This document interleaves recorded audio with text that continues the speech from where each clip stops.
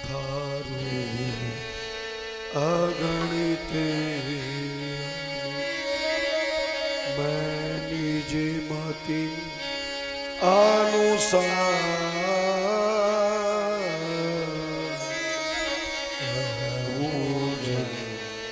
सागर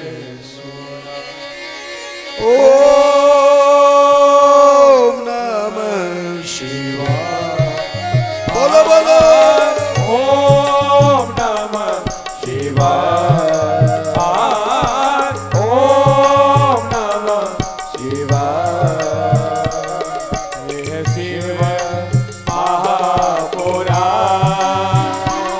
यह शिव महापुराण,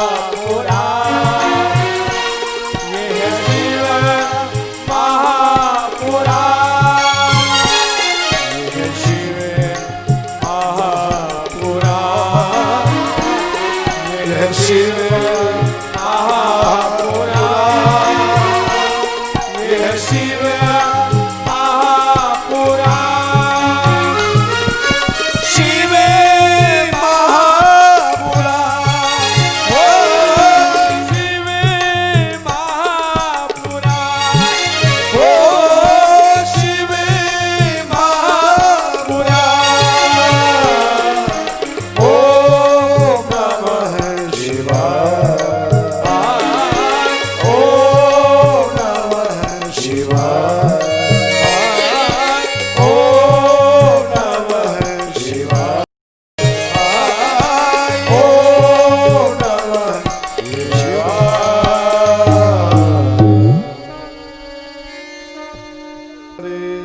महादेव हरे हरे महादेव हरे हरे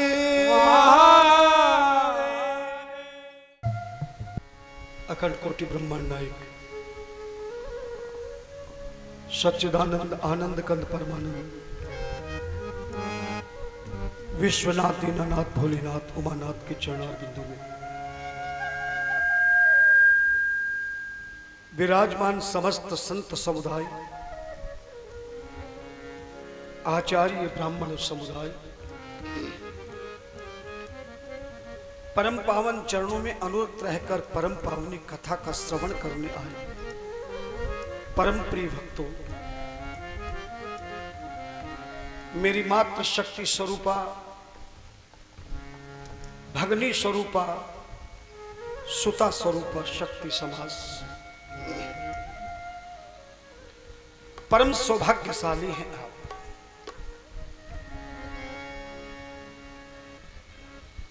क्योंकि आपको आज अपने जीवन में एक ऐसा अवसर प्राप्त हो रहा है जिस अवसर के लिए बड़े बड़े देवी देवता भी इस अवसर के लिए प्रतीक्षा करते हैं, इंतजार करते हैं। ध्यान देना,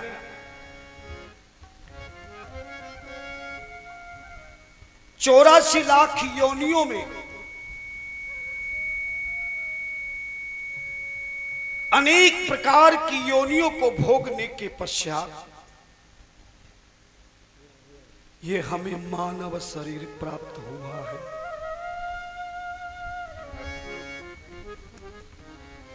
और इस मानव शरीर को सुख में बनाने के लिए, कष्टों से मुक्ति प्राप्त करने के लिए, दुखों से निवारण करने के लिए और पिछले जन्मों के किए गए पापों से मुक्ति के लिए आज हम सभी को यह सुंदर अवसर प्राप्त हो रहा है। क्यों? सच बताओ, ये मनुष्य शरीर केवल आपको खाने पीने, बच्चे पैदा करने, उनका पालन पोषण कर पढ़ा लिखा कर केवल कारोबार रिश्तेदार बनाने के लिए केवल मिला है क्या? मानव शरीर हमें इसलिए मिला है कि 1,84,000 योनि भोग कर, 1,84,000 योनि भोग कर तब चोला इंसान मिले। पर मजा तो जब है इस चोले का, हमको श्री भगवान मिले। मनुष्य शरीर को प्राप्त करने के बाद भी उस ईश्वर की कृपा को प्राप्त किए बिना यदि शरीर छोड़कर चला गया तो उससे बड़ा दुर्भाग्यशाली कोई शरीर नहीं हो।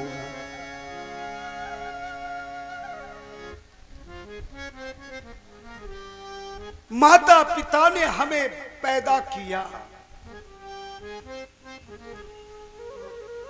खिला पिला के हमें बड़ा किया, चलना सिखाया, बोलना सिखाया,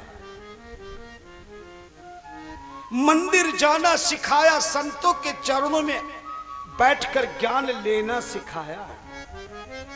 नहीं सिखाया? छोटे छोटे दादा बाबा माता पिता छोटे छोटे बच्चों को हरिओम बुलाते हैं, बोलो बेटा। कोई मेहमान आ जाए तो नमस्ते करवाते हैं, प्रणाम करवाते हैं। मंदिर ले जाते हैं, कोई संत आ जाए तो उनके चरणों में प्रणाम करवाते हो कि नहीं, बोलो ना। नहीं करवाते? बचपन से हमें ज्ञान है, एक छोटे बच्चे को भी हम ज्ञान दे रहे हैं। संत आ जाए तो चरणों में प्रणाम करो बेटा, मंदिर में जाए तो प्रणाम करो बेटा, कोई आ जाए तो राम राम बोलो बेटा, हरिओम बोलो बेटा।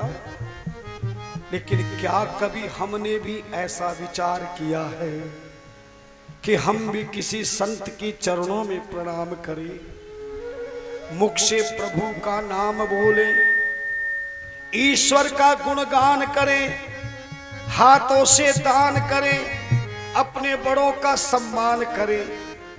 कभी सोचा है कि हम भी अपने इस मानव शरीर का कल्याण करें? लेकिन आज आपके पिछले जन्मों के पुण्य के प्रताप से ऐसा सुंदर अवसर आया है, मानव शरीर को परम पवित्र बनाने का शुभ अवसर आया है। ध्यान देना। कभी कभी व्यक्ति सोचता है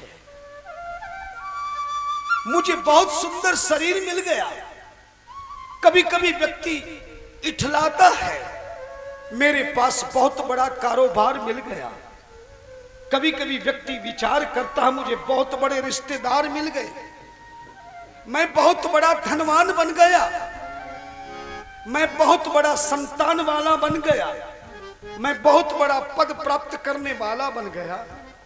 पर ध्यान देना, एक बात नोट कर लेना,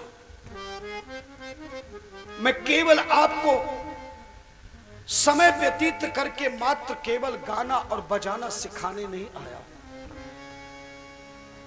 आज जो अवसर आपका प्रारंभ हो रहा है, ये अवसर के पूर्ण लाभ हमें प्राप्त कैसे हो, बस यही बताने आया। संत कहते हैं, धर्म ग्रंथ कहते हैं, कोई कितना बड़ा धनवान बन जाए, कोई कितना बड़ा बलवान बन जाए, कोई कितना बड़ा विद्वान बन जाए, कोई कितना बड़ा पहलवान बन जाए, कोई कितना बड़ा कारोबार वाला बन जाए, कोई कितना बड़ा रिश्तेदार वाला बन जाए, कोई कितना बड़ा संसार में संतान वाला बन जाए, पर ध्यान देना, जीवन में कभी भी वो अपने मनुष्य शरीर का कल्याण नहीं कर सकता। अगर आपको मेरी बात पर विश्वास नहीं तो मैं आपसे पूछना चाहूंगा, और जितने भी पंडाल में बैठे मेरी ओर ध्यान देते हुए, जिस बात को मैं पूछूं उसका जवाब जोर से देना। आप जितने बैठे हैं, आपने राम कथा में रावण का नाम सुना है कि नहीं सुना? बोलो, सुना है तो सच बताओ। रावण का शरीर कोई बीमारी वाला था कि बहुत हष्ट-पुष्ट था? रावण का शरीर इतना सुंदर, कोई बीमारी रावण को जिंदगी में नहीं लगी। रावण कभी बीमार नहीं हुआ।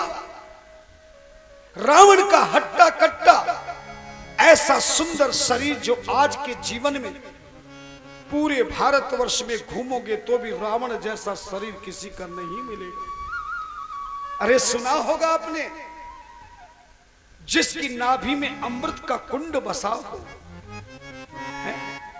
जरा ध्यान देना मेरी बात पर। एक बूंद अमृत की मिल जाए, कितनी बूंद? एक बूंद। एक बूंद यदि अमृत की मिल जाए तो मनुष्य अजर अमर हो जाता है। रावण की नाभि में तो अमृत का कुंड था। स्वयं विभीषण ने ऐलान किया था, नाभि कुंड पीयूष बसता के, अमृत का कुंड ऐसा रावण का शरीर। जरा बताना, रावण की पत्नी जैसी थी, आज के इतिहास में किसी बड़े से बड़े व्यक्ति को ऐसी धर्म पत्नी मिली है क्या? क्या नाम था रावण की पत्नी का? मंदोदरी। ये मैं दानव राक्षस की बेटी थी। मैं दानव नाम के राक्षस की बेटी, जिसका नाम मंदोदरी हमारे धर्म ग्रंथों में लिखा है। संतों ने बताया है, कोई भी सुहागन औरत, कोई सुहागन स्त्री सुबह सुबह उठे, जैसे ही सुबह चारपाई पे आंख खुले, और अगर वो सुहागन स्त्री रावण की पत्नी का नाम बोल दे, किसका नाम बोल दे?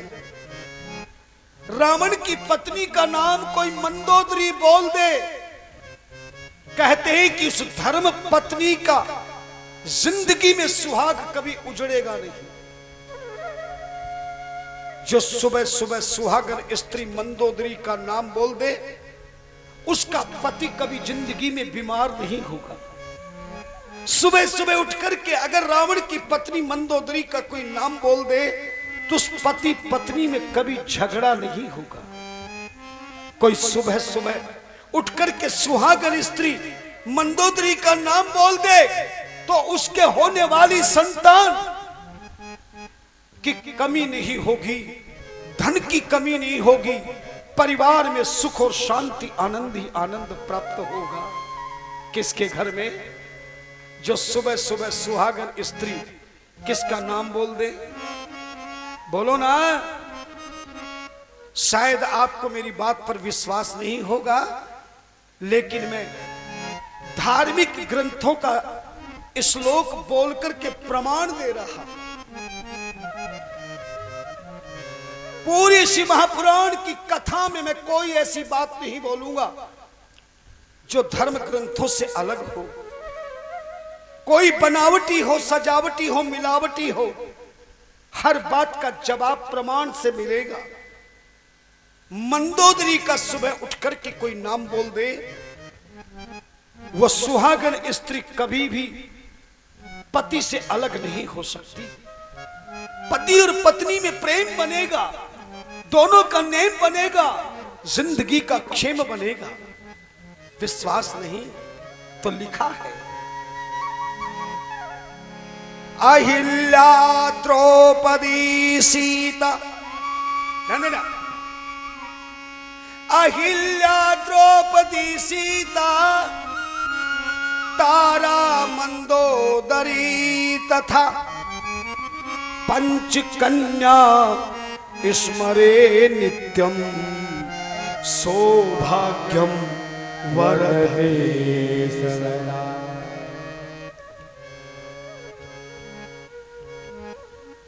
धर्म ग्रंथों ने 5 ऐसी धर्म पत्नियों का नाम लिया है जिनका सुबह उठकर के कोई सुहागन स्त्री नाम ले ले तो सौभाग्यम वर्धते सदा। कौन कौन सी? अहिल्या, गौतम ऋषि की पत्नी। द्रौपदी, कौन है द्रौपदी? पांडवों की पत्नी। अहिल्या, द्रौपदी, सीता, तारा बाली की धर्म पत्नी और मंदोदरी रावण की पत्नी। अहिल्या, द्रौपदी, सीता, तारा, मंदोदरी तथा पंचकन्या स्मरे नित्यम सौभाग्यम वर्धते सदा।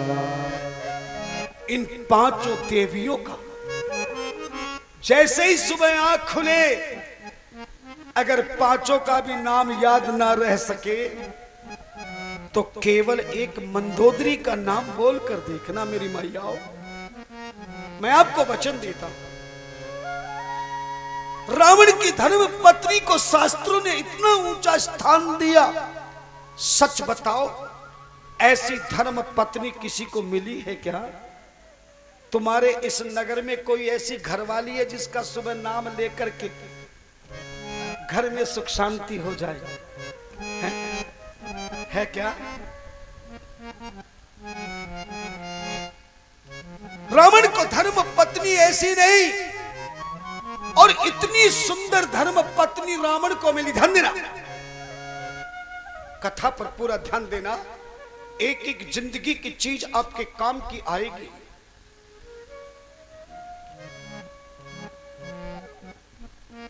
रामायण में तो तुलसी जी ने इतना तक लिख दिया कि रावण की धर्म पत्नी मंदोदरी, ध्यान देना, जितनी सुंदर थी धर्म ग्रंथों में ऐसी सुंदर कोई दूसरी धर्म पत्नी ही नहीं। अगर मेरी बात पर विश्वास नहीं तो मैं रामायण की चौपाई बोल देता। बोलू ना, तभी तो विश्वास होगा। बोले माए तनिया, अरे माए तनिया मंदोदरी नामा परम सुंदरी नारी, परम सुंदरी नारी। मैं तनिया मंदोदरी नामा, मैं दानव की बेटी जिसका नाम मंदोदरी था, वो कैसी थी? परम सुंदरी। हिंदी के शब्दों में जिस शब्द से पहले परम शब्द लग जाए, इट मीन्स उससे बड़ा कोई नहीं। जैसे एक तो ज्ञानी होता है, एक परम ज्ञानी, एक आत्मा होती है, एक परमात्मा। एक वीर होता है, एक परम वीर। हिंदी के शब्दों के अनुसार मंदोदरी के नाम से पहले लगा परम, परम सुंदरी। इसका मतलब है कि उससे बड़ी कोई सुंदर नहीं है। धन्यवाद। मैं उदाहरण दे रहा हूं रावण का। रावण को सुंदर शरीर मिला, धर्म पत्नी भी कितनी सुंदर मिली जो आज के इतिहास में नहीं मिली। और सच बताओ जरा जोर से, रावण जितना विद्वान था, भारत के इतिहास में कोई दूसरा विद्वान पैदा हुआ क्या? बोलो ना। रावण जितना धनवान था, उतना धनवान कोई भारतवर्ष में हुआ क्या? बोलो ना। एक बात और बताना, रावण जितना बड़ा शिवजी का घोर तपस्वी था, उससे बड़ा कोई शिव का परम तपस्वी हुआ क्या? बोलो ना। और सच बताना, ईमानदारी से बताना, रावण ने शिवजी के दर्शन किए कि नहीं किए? बोलो, धीरे नहीं बोलना। केवल मैं सुनाने के लिए कथा नहीं करता हूं, मैं सुनाने हुए सुनता भी हूं, क्योंकि कथा का फल उसी को मिलता है जब एक साथ में दो काम हो। बोले कहाई सुनही अनुमोदन करही, ते गोपद इव भव निधि तरय। जो कहे भी और सुने भी। सच बताओ, कोई आदमी तुम्हारे घर में जाए और खाली वो बोलता रहे और तुम्हारी सुने नहीं, तो आप उस आदमी को अच्छा समझोगे क्या? ईमानदारी से बोलना। क्यों मेरी मैया? कोई बहू तुम्हारे सामने बोलती रहे, तुम्हारी सुने नहीं, तो क्या कहोगे? चुप, किसी सुनती नहीं, बोलने नहीं देती। लेकिन मैं ऐसा कथावाचक नहीं हूं, मैं बोलता ही बोलता नहीं, मैं सुनता भी। रावण को शिव के दर्शन हुए कि नहीं? जोर से बोलो। रावण को श्री राम के दर्शन हुए कि नहीं? रावण को सीता के दर्शन हुए कि नहीं? रावण को हनुमान के दर्शन हुए कि नहीं? रावण को मां भगवती के दर्शन हुए कि नहीं? तो इसका मतलब क्या हुआ? रावण को इतना सुंदर शरीर मिला, सुंदर परिवार मिला, सुंदर कारोबार मिला, रावण को धन मिला, रावण धनवान बना, बलवान बना, बुद्धिमान बना, यशस्वान बना, ज्ञानवान बना, और रावण भगवान शिव का तपस्वीवान बना। राम के दर्शन किए, रावण के दर्शन किए, सीता के दर्शन किए, हनुमान के दर्शन किए, है ना? लेकिन सच बताओ, ये सब कुछ प्राप्त करने के बाद भी रावण का जीवन धन्य हुआ कि नहीं हुआ? बोलो ना। नहीं हुआ। अरे उसकी घरवाली मंदोदरी ने मरे में रावण को कह दिया, बोले राम विमुखी असी हाल तुम्हारा, हो राम विमुखी असी हाल तुम्हारा, रहा नहीं कुल लोवड़ हारा, रहा नहीं कुल लोवड़ हारा। श्री राम जय राम जय जय राम, बोलो श्री राम जय राम जय जय राम, श्री राम जय राम जय